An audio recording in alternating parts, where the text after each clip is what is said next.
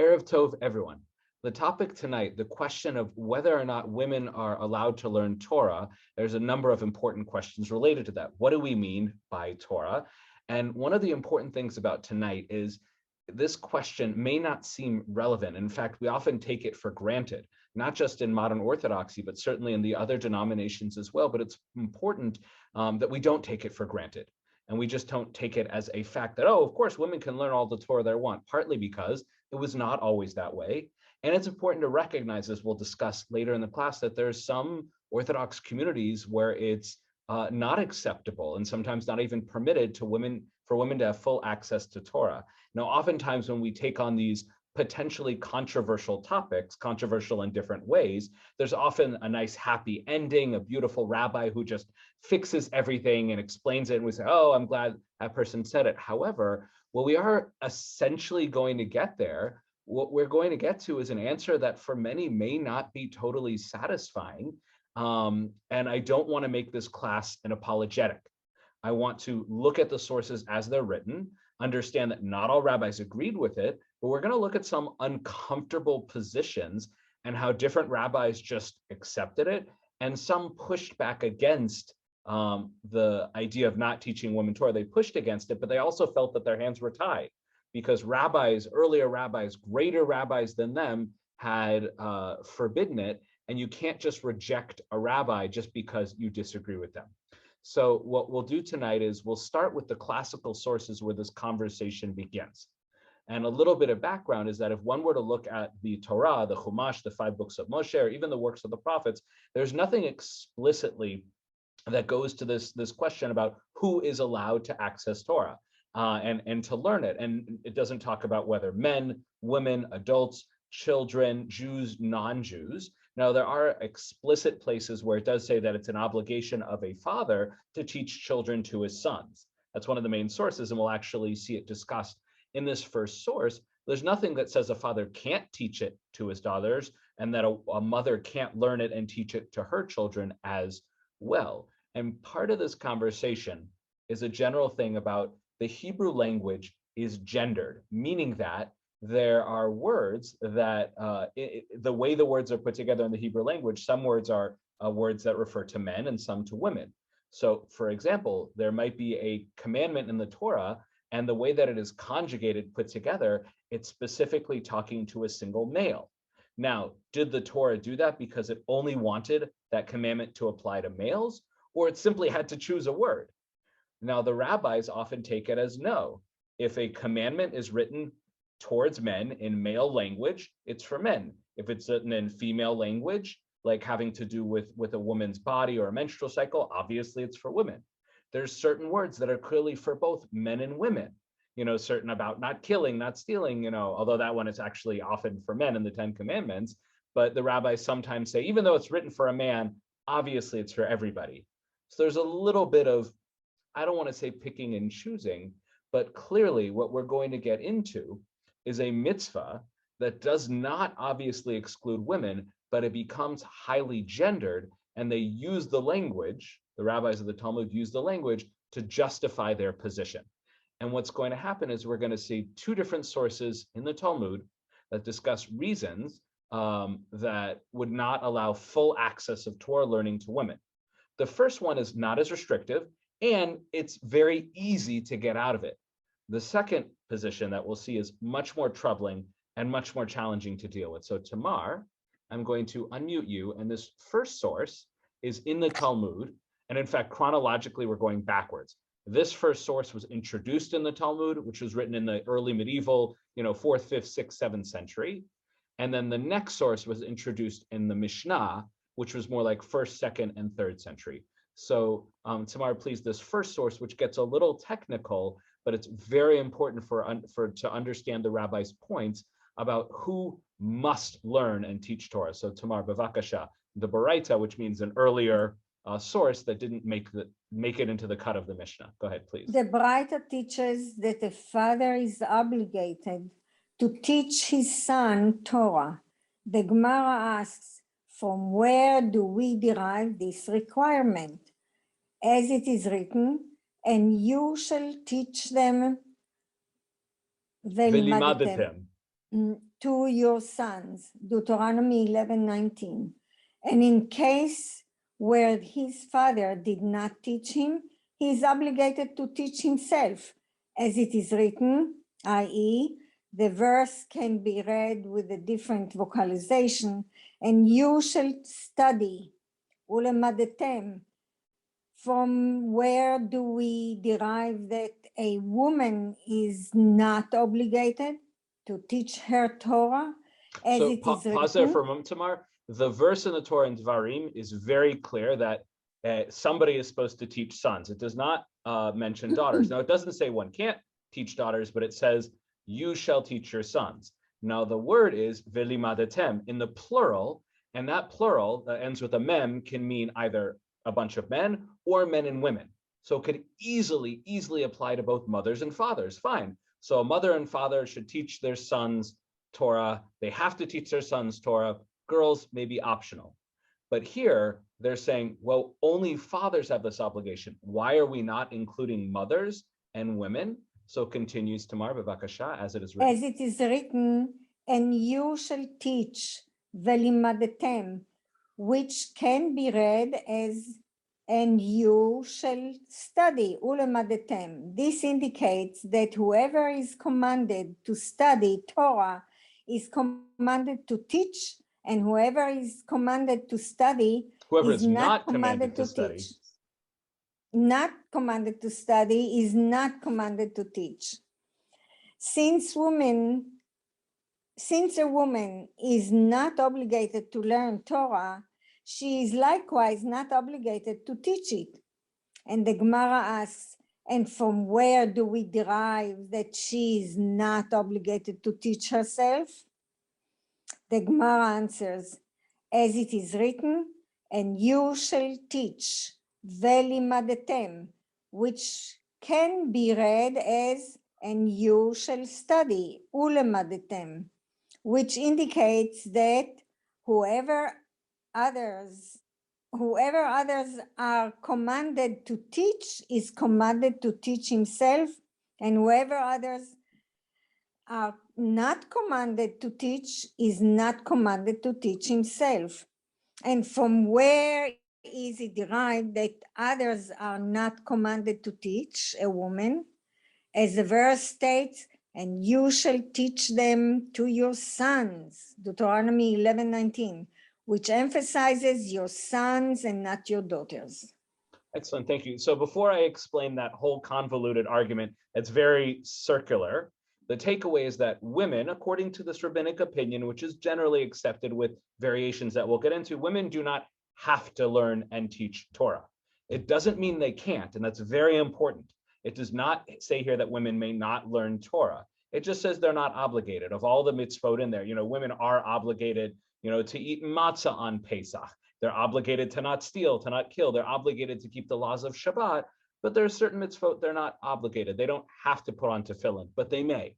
They don't have to learn Torah, but they may. But what happens here is that word in the verse, velimadetem, is with a little play on words. It can mean either you must teach or you must learn.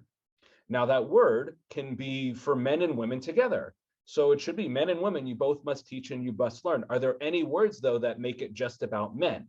So what they say is, we have a hint here. It only mentions sons. It explicitly mentions that sons are to be taught. Well, if it's only sons that are meant to be taught, then it should only be sons who are meant to learn. So that word, and you, plural, shall teach, can only refer to men, because only men have that mitzvah to learn from when they're children, and not women. Now, again, it doesn't mean women can't learn and women can't teach. They just don't have an obligation. So that's the takeaway here. So as I said, this isn't the most beautiful progressive thing in the world, but it's not the worst thing in the world. Women can do it. However, it'll become important later in our discussion. So any questions on this first major source, because this is one of two big things that we're going to be dealing with, or all the rabbis will deal with. Any questions on this first source? Excellent. So again, the takeaway is just it's optional for women, but it doesn't mean they can't. Now we get into the more troubling source. Now, this conversation also in the Talmud, in the section of Sota. Now, it started actually in the Mishnah, meaning in a much earlier source, And the general mitzvah of sota, which they're going to start with and then move away from it, is that when a husband, and this is really troubling and just really disturbing, this particular ceremony, when a husband thinks that his wife is committing adultery, is cheating on him, he has all of the power. He can publicly accuse her. She has to go before a priest in the temple, and they put her through this ceremony where they have this parchment with the name of God that they dissolve, which is, it's really like to destroy the name of God. It's so troubling. And she has to drink the water that it's dissolved in. If she's guilty, she dies. And if she's innocent, then she becomes pregnant from her husband.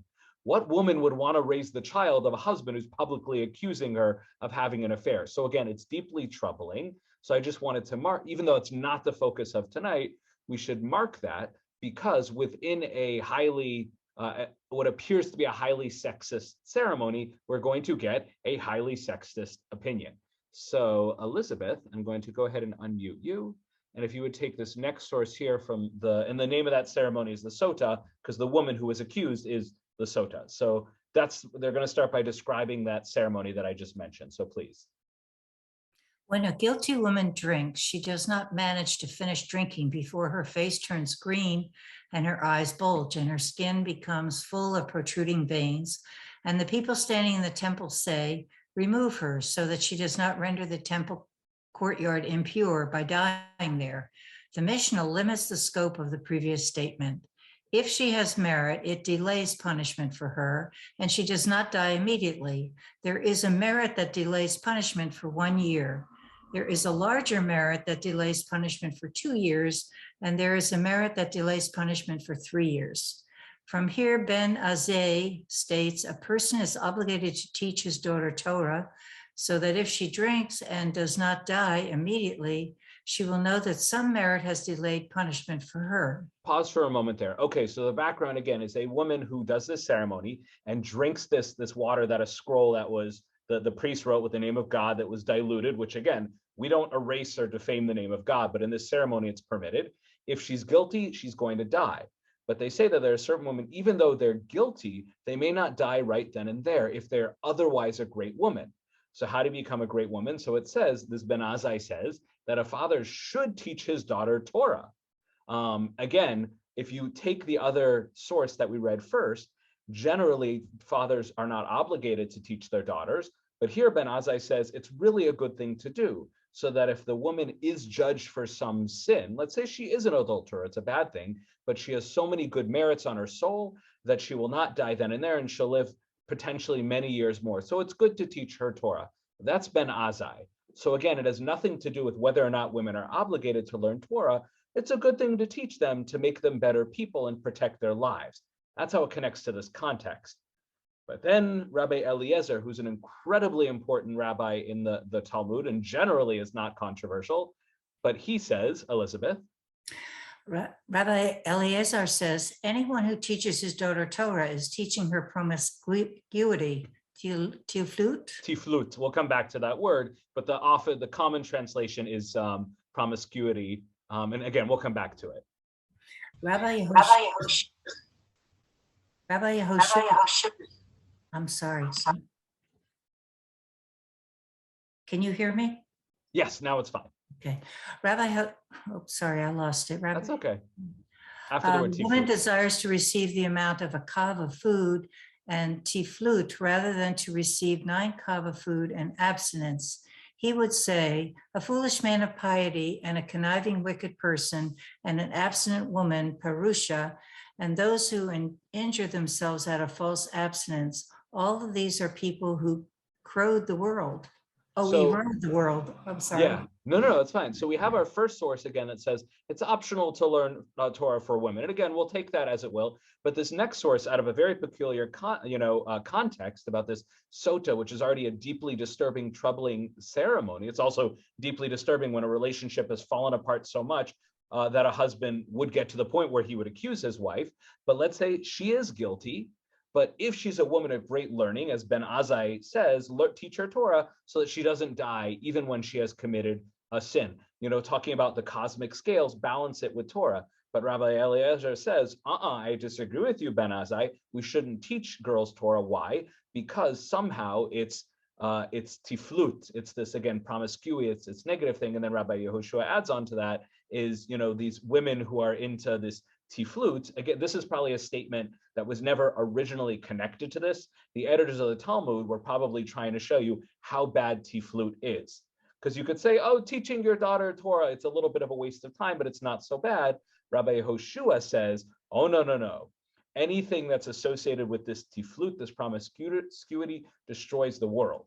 So teaching girls Torah is, in the eyes of these two rabbis, teaching Torah to girls in the eyes of Rabbi Eliezer is a negative thing. How negative is it? Well, if you look at Rabbi Yehoshua's statement, it's one of the worst possible things in the world, even if they're unrelated statements.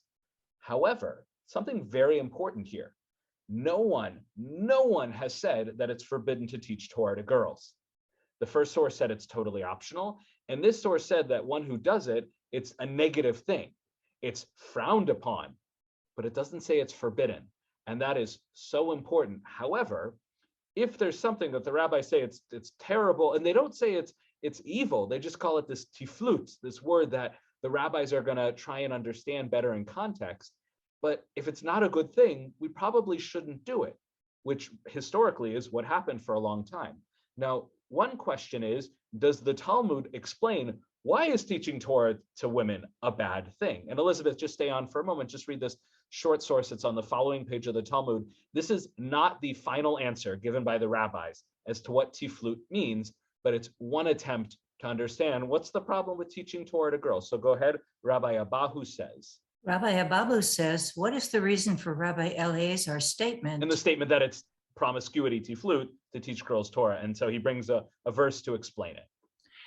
It is, as it is written, I, wisdom, dwell with cunning, which indicates that once wisdom enters into a person, cunning enters with it. Rabbi Eleazar fears that the woman will use this cunning she achieves by learning the wisdom of the Torah to engage in promiscuous behavior. There's so much there to not like. First of all, so men who get wisdom aren't promiscuous. Half of the Talmud is talking about how men can't control their sexual desires or their urges. There's a Talmud about a man who can't control himself, should dress in black and go to another town to sow his wild oats. So men are far more promiscuous than women.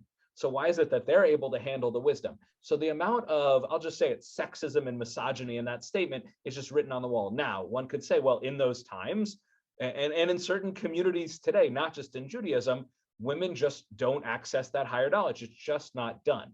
Doesn't justify it. I won't say it is what it is, but we need to understand where it's coming from, but we don't need to accept it. So regardless of it, women don't learn the highest level of Torah. And again, we haven't really defined what we mean by Torah, but regardless, the rabbis were not keen on girls learning Torah. But again, no one has forbidden it. Before we go on, Rifki, you have your hand up.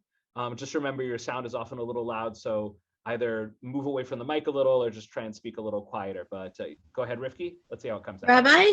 Great. That sounds great. Was there something in the water that physically made her sick, the woman, or was the fear in her of all the people accusing her? So that's an excellent question, Rifki. The way the Torah presents it, it's a kind of spiritual thing. How many times was that ceremony ever done? Do we have records of it being done where the woman lived or died? And if we did, how often did they die? Was that because they put ink in the water, which might have been poisonous? Or was it truly a spiritual, supernatural thing? Or was it, as you said, psychological? We can't know. And again, it's worthwhile to take some time to think about the Sota ceremony to understand it, and we could unpack that more there. But the answer to your question is we don't know. We don't know what it was that would have led a guilty woman to dying. And again, there's so much before she even goes to that ceremony, a complete failure of their relationship. It's a very troubling ceremony. And while it's not the main focus here, the fact that the context of this misogynistic statement comes out of the Sota ceremony is not, sadly, it's hit close to home. Now, so this next section here, we'll go back to what I said, is nobody ever outright forbade it. What the rabbis did is they explored now. So is it optional for women? Is it forbidden for them? Or is it discouraged? So right now, the only thing we've seen explicitly is we've seen a source that says it's optional and one that says it's discouraged by saying it's this tiflut, this very negative thing to teach Torah to women. So now what we're going to look at is two of the relatively early rabbis. We're looking here at 12th century. Both of these rabbis, one who we know well, the Rambam, and this one who I don't think we've seen before. I haven't taught him before, the Riyadh's Rabbi Isaiah de Trani the Younger, with a one-line thing. So Gloria and Leonard, and Gloria, I'll let you take 1 and 2 because 1 is so short. So source number 1 there, pretty consistent with what I've been pushing, which is it's really optional. So go ahead, source number 1, please, Gloria. Even though a woman is not commanded in Talmud Torah, if one wishes to teach her, he is permitted to do so. And one of the reasons this source number 1 is so important is because the first source in Kedushin about it being optional, and that's basically what we rule today, that it's optional in most cases, with certain exceptions about what we mean by Torah. Women generally don't have the same mitzvah to learn Torah as men. Now, one can still push back and say that seems uncomfortable and I don't like that. That's fine. I totally validate that. But generally accepted, the source in Kedushin, nobody disagrees with that in the Talmud. But in our second source, about it being tiflut and promiscuity to teach women, it's not an uncontested opinion. There's 2 opinions. Ben Azai doesn't like it, Rabbi Eliezer does not like teaching Torah to women, but Ben Azai thinks it's a great thing. So why should we default to one over the other? Rabbi Eliezer is a better known name, but what's wrong with Ben Azai? Regardless, what we get to is then the Mishnah Torah Rambam in the 12th century. So Gloria, you can take this one as well, please. A woman who studied the Torah receives reward, but it is not comparable to the reward of a man because she was not commanded to do so. And whoever does something which is not mandatory upon him to perform is not rewarded like the reward for one who does something they are commanded to do. Rather, they receive a lesser reward. So pause there for a moment. So that little section there is essentially what we saw in that first source in the Talmud and Kedushin, which is they don't have to do it, but they're allowed to do it. And understanding this, wait, if somebody volunteers to do something, why don't they get a better reward? And again, just look at any child when a parent tells them you have to clean your room and they don't want to do it, and their sibling comes in, they want to get brownie points, and they're like, I'll clean my brother's room. That's very, very nice, but that's not what you wanted. You wanted that child to clean their own room. So for whatever reason, whether, God didn't explicitly say this, the rabbis understood through the oral tradition that God really wanted men to go out of their way to learn Torah. They needed that extra push. So therefore, if they overcome their limitations as men, they get a bigger reward. But women who are, this is all very apologetic and in like very recent women who are at a higher level, they don't need Torah as much. If they learn it, why should they get the same reward? It's not as much of a challenge of them. That's mostly nonsense, but that's kind of the way that we understand that idea. Regardless, he rules like the first Talmud. Okay, now he's going to move on to the second source, and we'll see who does he rule like, Ben Azai or Rabbi Eliezer. So go ahead, Gloria. And although she is rewarded, the sages commanded that a man shall not instruct his daughter in the Torah, because most women have no set mind to be instructed therein, but on the contrary, are apt to divert matters of the Torah to nonsensical matters, of course, in proportion to the inferiority of their mind. Wow. The sages said, whosoever instructs his daughter in Torah, it is as if he instructed her in matters of profanity. With regard to what was this stated, regarding the oral Torah. But for the written Torah, one should not teach it to her initially, but if one did teach it, then it is not as if one has taught to flute. Excellent, thank you. Now, there's a few important things that the Rambam does here. And again, he has access to other traditions and other rabbis who have thought about this, is what does it mean that it's tiflut to teach a girl? And this idea, unfortunately, we'll see come back, is that a woman's mind is not capable of understanding the complexities of the Torah. And again, in 1 second, we'll talk about what do we keep meaning by Torah? But he says that women's minds just can't understand it. And if one does teach them Torah, they're just going to misunderstand it. They're going to pervert the meaning of it. Again, this is very uncomfortable to hear and wrong. I'll just say that it's simply wrong. And we'll see that certainly in some of the last sources we see. Regardless, that became the kind of predominant thought, that women are not capable of learning high levels of Torah, and if one tries to do it to them, they'll get confused, they'll misunderstand it. So if someone says to a girl, on Shabbat, we don't start a fire, they can get that. But if one tries to go to the intricacies about warming and everything like that, a girl will get confused and she'll end up breaking Shabbat. So don't teach her the complexities, teach her the simple stuff. Now, and we'll come back to that, but the other thing he says here is he makes a distinction. He says that the oral tradition, in other words, rabbinic teaching, the Talmud, the Gemara, he doesn't expand too much, but basically the Mishnah and the Gemara, that is totally, and it doesn't say forbidden, although does he say forbidden? No, he just says, he uses the word here that commanded that a man shall not instruct his daughter, which again, that's not what the Talmud says, but he makes it a commandment, and he says that they absolutely may not teach their daughters the Mishnah and the Gemara. And he shouldn't teach her any Torah at all, which a lot of people disagree with later. But if he teaches her, the Chumash, the weekly Parsha, he shouldn't. But if he does, that's not so bad. So now we've really seen our first, it's forbidden to teach them the Talmud. And that presumably means all other complex rabbinical ideas. And the basic Torah stuff, ideally one doesn't teach them, but it's not the end of the world if we do. And then if we jump forward now, and Leonard, you can take this next source here, the Shulchan Aruch in 16th century, which even though it's been commented, picked apart, and we have a lot of disagreement with it, it's generally the authoritative standard for Jewish law. So go ahead, Leonard, source number 3. A woman who studied Torah receives reward, but not like that of a man, because she is not obligated yet performs the commandment.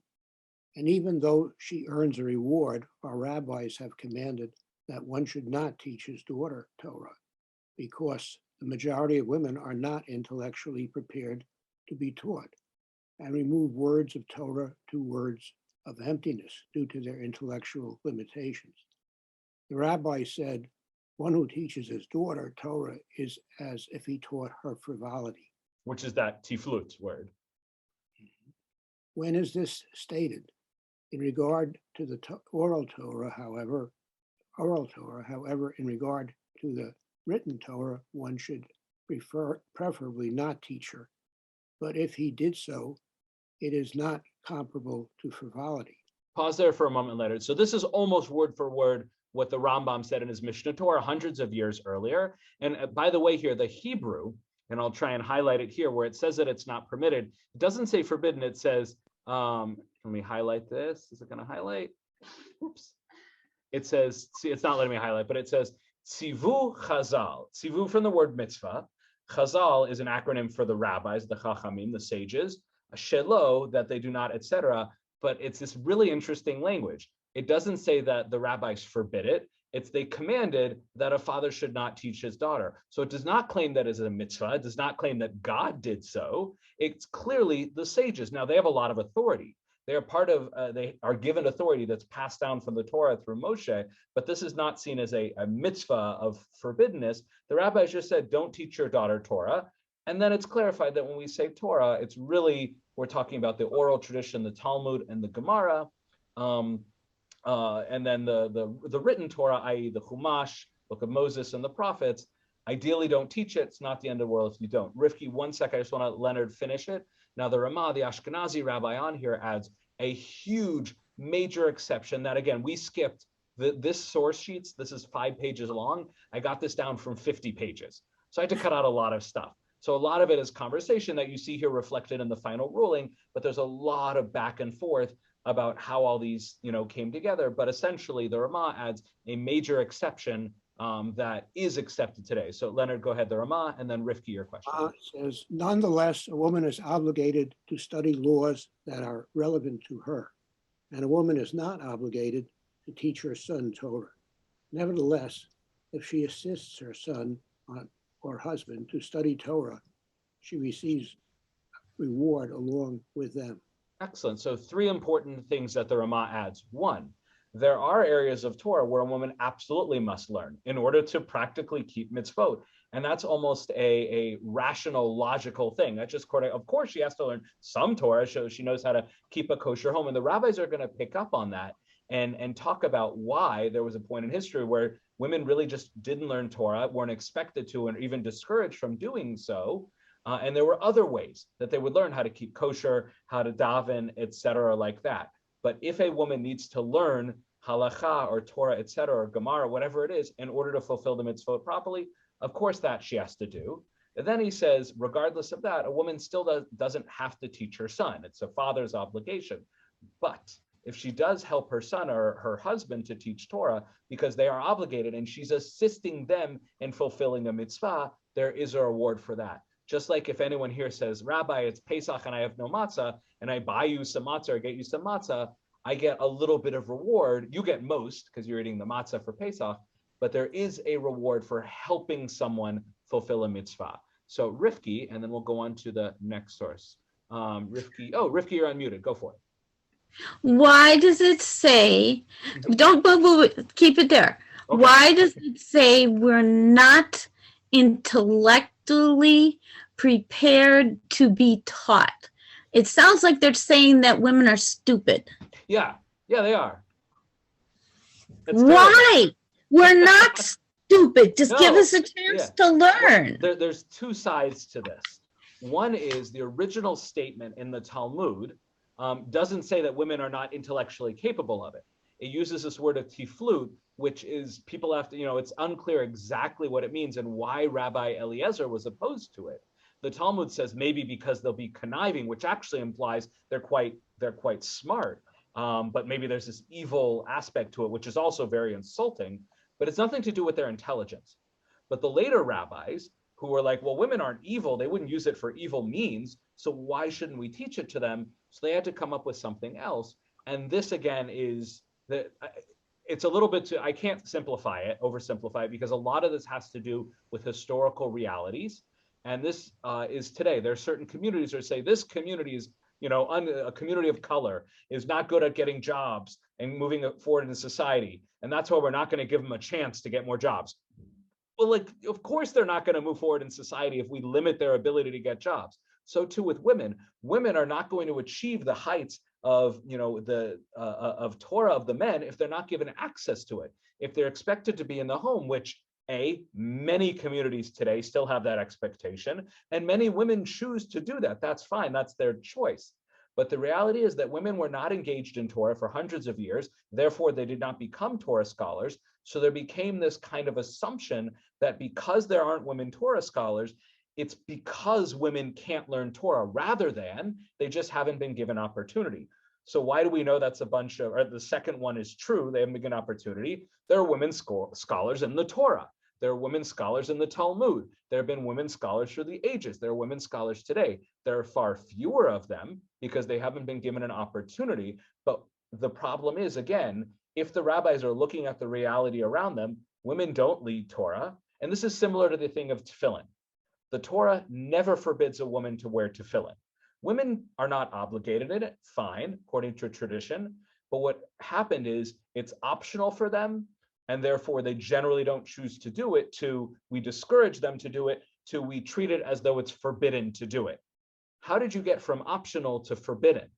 And that middle ground is, if something becomes the status quo, it's just what we accept for too long, people assume that that's the way it's meant to be. So the answer, the best answer I can give, Rifki, is women are not stupid, but it was assumed for so long simply because they didn't learn Talmud, that they weren't able to, that it's because they're weren't given access to it, that they were unable to learn it. Had they been given a chance, they would have done just as well as the men.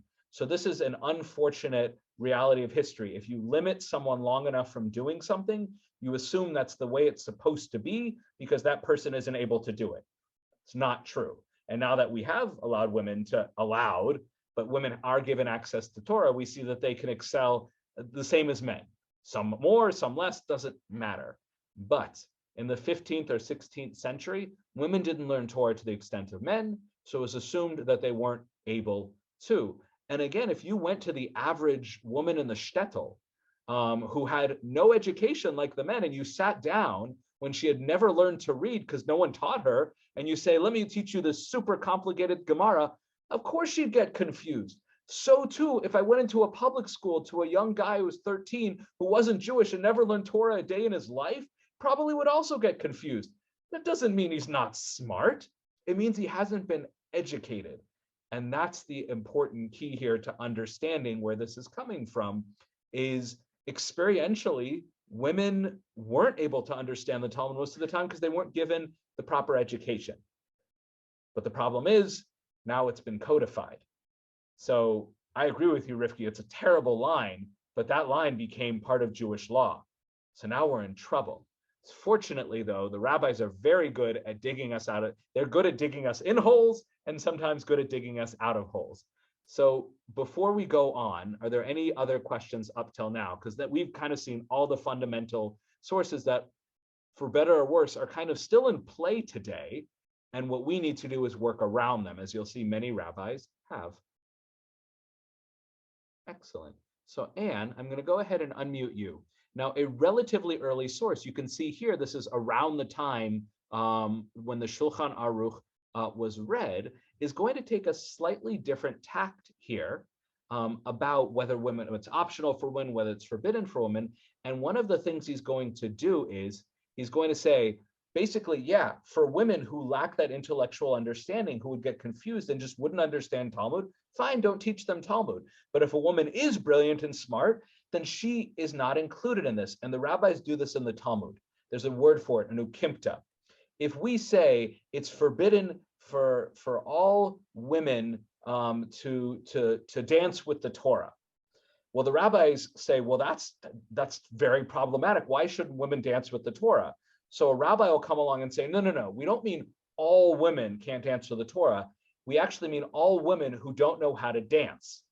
And when we say that, we mean all women who don't know how have rhythm. And when we say rhythm, they keep limiting it until this very problematic mitzvah doesn't really apply anymore. They've done it with the ben sorer umoreh, the wayward and rebellious child, where a rebellious child is killed publicly. His parents take him out and he's put to death for rebelling against his parents.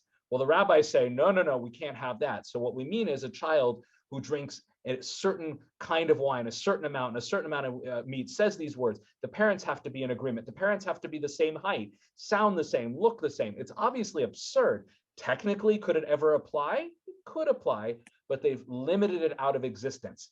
So this teshuvah by this Rabbi Shmuel Archivolti basically tries to limit this problematic ruling, saying that women shouldn't be taught Torah because they don't understand it. So go ahead, Anne, in the case of a woman.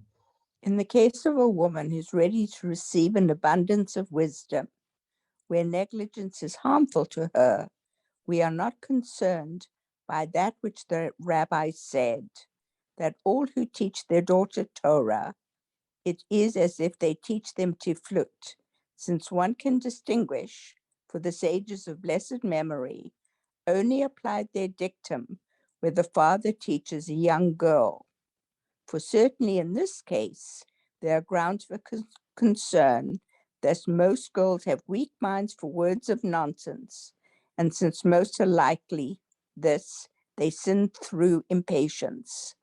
However, women whose hearts have stirred them to draw near to the royal work, the work of God, based on their choosing of the good, they will ascend the mountain of God and dwell in his holy place, as they are women of distinction, and it behooves the sages of their generation to honor them and to strengthen their hands. Thank you. Now, this is an incredible teshuvah. Now, it's not, I'm sure many would read this and say it certainly doesn't go far enough, and it says some concerning things. But what he essentially says is when the rabbi said, don't teach girls Torah, there are like two paths that you could take. One is that we should never teach Torah to women at all, and women as a general thing do not have the mind to comprehend Torah. And he says, no. There are plenty of women who have great minds for Torah. You're going to say that a woman holding 3 PhDs, who runs her own company, or not even someone that accomplished, just an average typical woman, just like an average typical man, should be able to learn Talmud with a good teacher. That's not what the rabbis are talking about. What the rabbis were talking about is really a little girl who, if you teach her Torah, she's going to get really confused. Now, there's a certain insulting component to that I'm not going to defend. But again, there's certainly some truth to that. If I were to sit down with a 4-year-old girl and try and teach her some of the most complicated or perhaps even inappropriate sources in the Mishnah or the Gemara, it probably wouldn't go too well. Now, does that mean that a girl like that, it should be forbidden for her father to teach her? That's another question. And also here, the Mayan Ganim is talking about teaching that high level, very intellectually demanding Torah. He's not really talking about, as we've seen, a distinction between simple Torah stories. Like, my daughter is 6 3/4, as she would say. She is absolutely ready to be learning the basic stories of the Torah, the basic ideas of mitzvot and Hashem. Is she ready to learn the complicated laws of yibum and divorce and everything? I'm barely able to understand that. So again, whether or not you agree with this fully, it makes an incredibly important distinction that in many ways resolves our issue. Fine, if there's a woman who's intellectually not able to understand the Torah, don't teach her Torah. But most women, and it doesn't say they have to be brilliant, it says a woman who's ready, a woman who has the capacity to be educated, to learn Hebrew and Torah, go for it. It's not going to hurt her. It'll be great for her, and we should support it and go out of our way to do it. If we ended there, that actually would be a nice way to kind of wrap this up. Not perfect, but a nice way to wrap it up. But we have more contemporary rabbis who recognize that even this source by the Manganim it doesn't go far enough today. Rifki, yeah, and then we'll go on to, I think, the last section. Go ahead, Rifki. What did you just say about tefillin? Did you say women are forbidden to put on tefillin? So the Torah doesn't say either way. The way the rabbis understand the Torah is that it's obligated for men, optional for women, and that's the way it was for generations. You read the Talmud, a woman can, actually, in fact, later Ashkenazi rabbis make it explicit. A woman wants to wear a talit or tefillin, go for it, say the blessing on it, the same way a man was. However, at some point, it became so not even accepted, it just became fact that women don't put on tefillin, that some rabbis started to discourage it and then started to say, not quite that it's forbidden, because it's not, but they basically said all but that. So for example, at Lake Park, we're an Orthodox shul, but a woman can wear tefillin if she chooses to and say the blessing over it. There are absolutely communities where if a woman said to Rabbi, may I wear tefillin? He would either say, you can do it when you do every other mitzvah perfectly, which no one can get to, which is a cop-out, or they'll say it's absolutely forbidden and it's like wearing men's clothing, which is forbidden. That's a bunch of nonsense. So it's a spectrum. So it is not forbidden, but in many communities, it's treated like it is because that's what they're used to and nobody likes change. It's almost the same thing with women rabbis. There's virtually nothing against a women rabbi, but there's never been women rabbis, until relatively recently. So the rabbis accepted women don't become rabbis. And at some point they argued it's forbidden, but they can't. It's hard to argue something that's not true. So they come up with excuses. Women shouldn't be rabbis because of blah, blah, blah. We had a class on that, but there's a reason it's confusing, Rifki, because the reality is yeah, go ahead. What is the thing they called that men wear? The shawls. Talit or talit. Talit. Yeah. Women are forbidden to wear that, right? So that's the same thing. Women are totally permitted. It's optional. They do not have to wear it. Generally, women don't. And in certain communities, because they don't turns into we discourage and we almost forbid. Again, it's not forbidden, but a lot of communities treat it like it is because they don't like change. They say women who try to wear talis are crazy feminists or trying to destroy Judaism. That's not true. They want to wear talis because they want to be closer to Hashem. So that's a class in and of itself, even though it's relevant here. But really good questions, Rifki. Mm-hmm. But so let's. I'd rather wear a scarf like this and then think good thoughts. And that's the point. Is for a woman, it is optional. So this last section here comes at a very important historical time. So in Europe, many women who were not having access to Torah learning were able to get access to other higher education because they needed it for work, for jobs, or they just lived in countries where if a woman wanted to go to school, she could, look at Fiddler on the Roof. So the reality is women were getting college level, university level education in secular studies but they weren't allowed to learn anything other than what a 2-year-old would know about the Torah, that, Abraham smashed the idols, which is not in the Torah, it's a midrash, or Jacob's ladder, things like that. So the reality is that a lot of the women were saying, why are we held, we're given so much access in the secular world, but our religion, what means more to us and connect to Hashem, you say we can't access the Torah? We're reaching great intellectual heights. Clearly our minds are far beyond that of our male colleagues, but you really don't think we can learn a Mishnah? So there was this movement to give higher level education, not the highest level like yeshiva, but more than had ever been done before. And it was a system of schools called Beit Yaakov or Beis Yaakov. My sister actually taught in one when she was teaching, when she was working with students with special needs. And this was at today, Beis Yaakov is like Haredi, it's like ultra Orthodox, and people go to it and like, oh, these women are treated like second-class citizens. Why aren't they given like a high-level Torah education? Well, Beis Yaakov in its time was unbelievably revolutionary. It was the most liberal of the liberal ideas at the time. And the rabbi who essentially permitted it was the Chafetz Chaim, Rabbi Yisrael Meir HaKohen, who wrote probably the most famous commentary on the Shulchan Aruch, lived in the US, and up until 1933, so he's relatively recent. So his opinion here, let's see, we've come around now. Tamar, back to you. In his commentaries, halachic conversations on the Talmud, on Sota, so we can see it's come full circle. He says, Tamar, go ahead. It seems. It seems that all of these prohibition against women learning Torah applied only to times past, when all the daughters lived in their father's home and tradition was very strong, assuring the children would pursue their parents' path, as it says, ask your father and he shall tell you.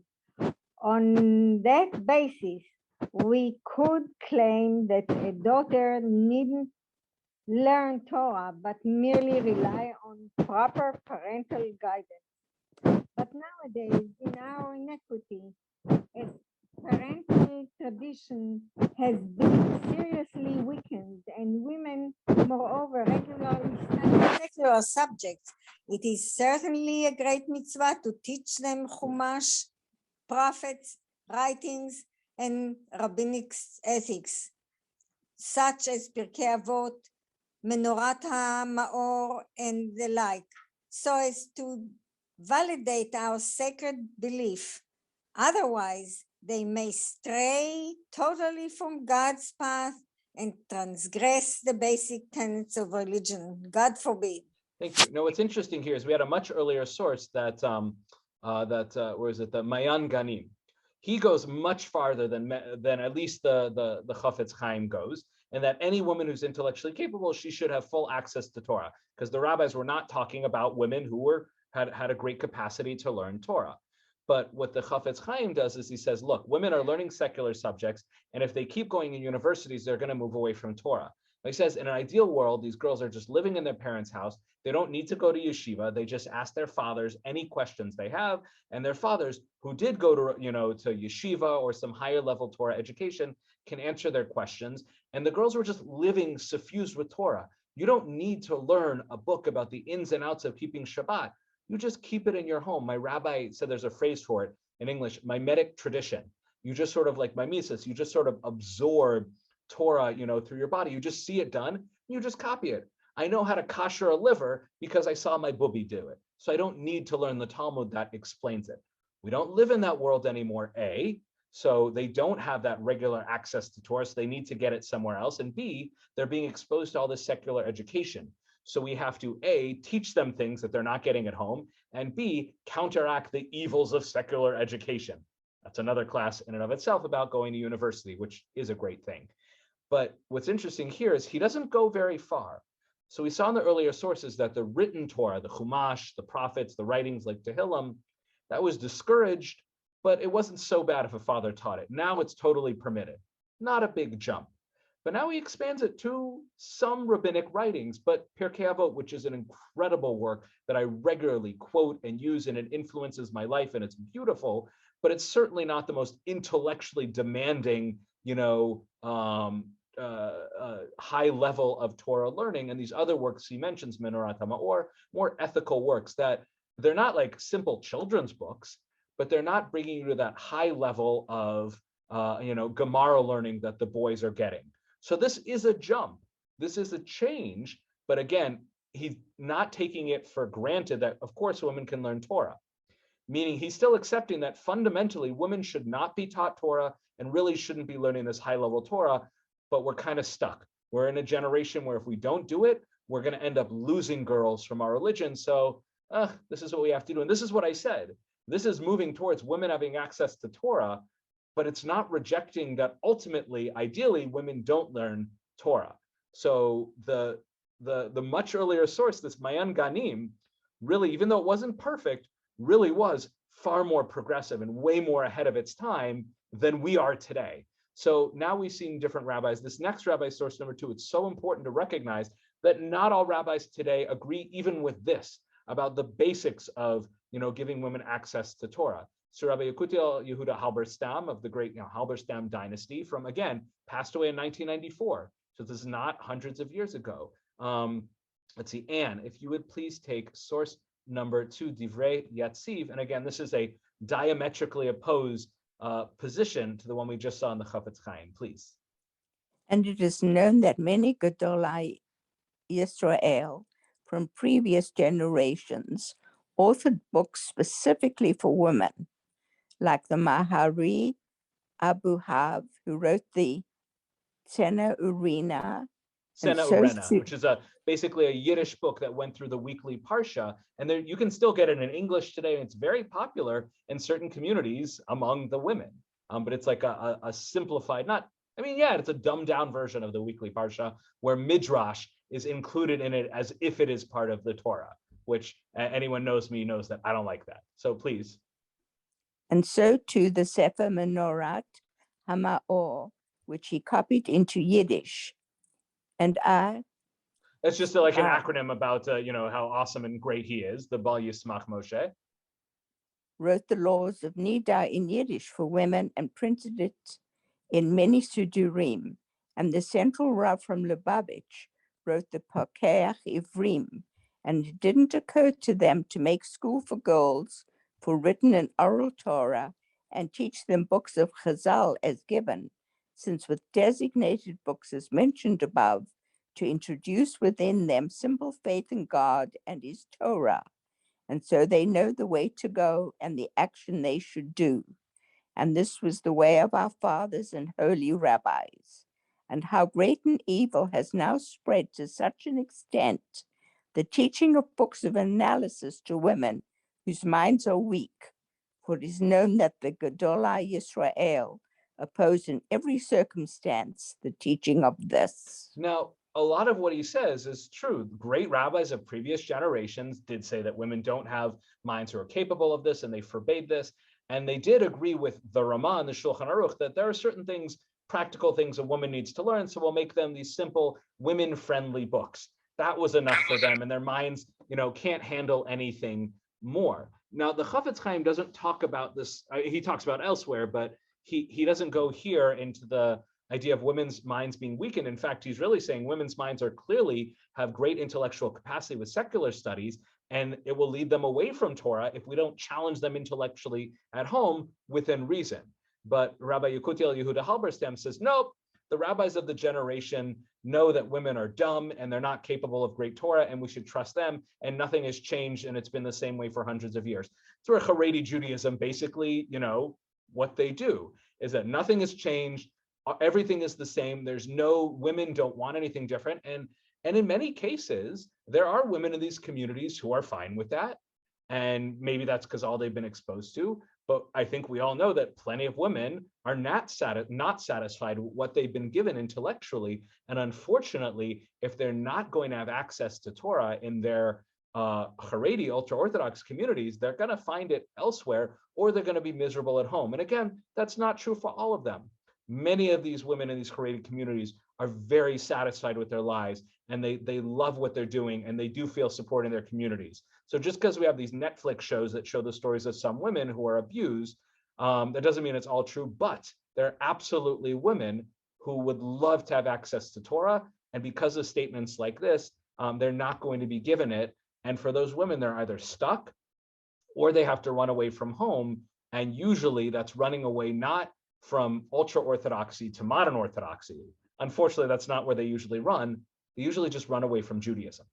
And that is often the path, or they end up just less observant in general. And that's what leads to these last comments that I'll take, which is these relatively contemporary rabbis, Rabbi Yosef Dober Soloveitchik, the Rav, who is the most important rabbi in recent history to modern Orthodoxy. For American modern Orthodoxy, even though it's evolved a lot, Rabbi Soloveitchik really laid the groundwork, the value of philosophy, of secular education, that Judaism can stay fully observant and respond to the times that we're living in. So he's written a great deal on this, but one quote I brought from one of his works, Community, Covenant, and Commitment, he says, not only is the teaching of Torah Sheba'al Peh, meaning the Talmud, the higher level of learning, the real Torah that guys learn in yeshiva is to girls permissible, but it is nowadays an absolute imperative. So he has two things there. One is he says it's fine to do it, but he also says we have to do it. We must do it. This policy of discrimination between the sexes as to subject matter and method of instruction, which is still advocated by certain groups within our Orthodox community, we just saw one, has contributed greatly to the deterioration and downfall of traditional Judaism. And despite the fact that a lot of these Haredi families have 10 kids, not all those kids stay within Judaism, and not all of them stay as engaged Jews. So there's a lot of truth to this. Boys and girls alike should be introduced in the inner halls of Torah Sheba'al Peh. And the final source that we'll look at here is actually a student of Rav Soloveitchik. I think it might actually be a son-in-law. And he passed away just a few years ago in 2015. He was one of the true greats of modern Orthodoxy, an extensive writer. But what's so interesting is while he gives us ultimately one of the most progressive views on women's access to Torah that guides me, although I actually am based on an earlier source that Mayan Ganim, I may be more liberal than Rav Lichtenstein, he still doesn't take it for granted that of course women can read Torah. It's not, he doesn't reject all those sources in the Talmud. He doesn't reject the Rambam. He doesn't reject the Shulchan Aruch. He says those sources are still on the books. Things are just a little bit different now. But if things weren't different, then maybe we shouldn't be teaching Torah of this level to women. And that's an important distinction. Even this incredibly progressive, forward-thinking modern Orthodox rabbi is still kind of, his hands are, as I said, tied by the past. And again, while this means practically for all intents and purposes, women can and should have access to all the Torah that they possibly want, that's only because there's a great need for it.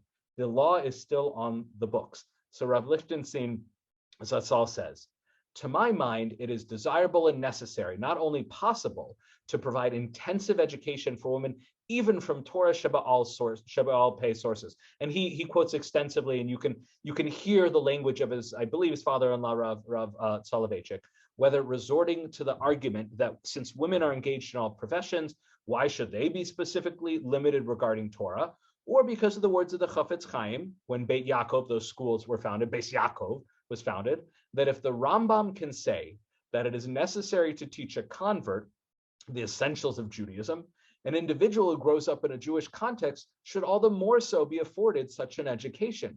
But again, all of these things are responding to the law on the books. The law is still there that women don't read Torah, so how is it okay? Because of all these exceptions to it. Women today receive a broad general education, and many attend universities, and there, as well as within society in general, they come into contact with diverse worldviews and philosophies, to the point that the knowledge and values of Torah are urgently required by women. I completely accept the position of the Beit HaLevi, which is Rav Soloveitchik's work, that a woman needs to study Torah so that, pragmatically, she will know what to do. So that's an opinion that's even a little bit behind. It's, practically speaking, they're not getting this at home anymore. So they should have access to anything to allow them to lead a rich Jewish life. And he continues, in my opinion, what is necessary in order for women to be adequately prepared from a Torah perspective for practical living is far more than what she is being taught today. So this goes back to the Shulchan Aruch and the Ramah from the 16th century, is that fundamentally women shouldn't be learning Torah, but if there's something they need practically to be able to keep halacha and to live a Jewish life, then we allow them to do it. It's a special exception to the rule, but fundamentally women don't learn Torah. And Rev Lichtenstein is basically expanding on that and saying, I agree with the Ramah, but we just today, what they need to be able to learn is way more than what they ever learned in the past. In my opinion, today, education for women must be strengthened both quantitatively as well as qualitatively, including the teaching of all aspects of Torah.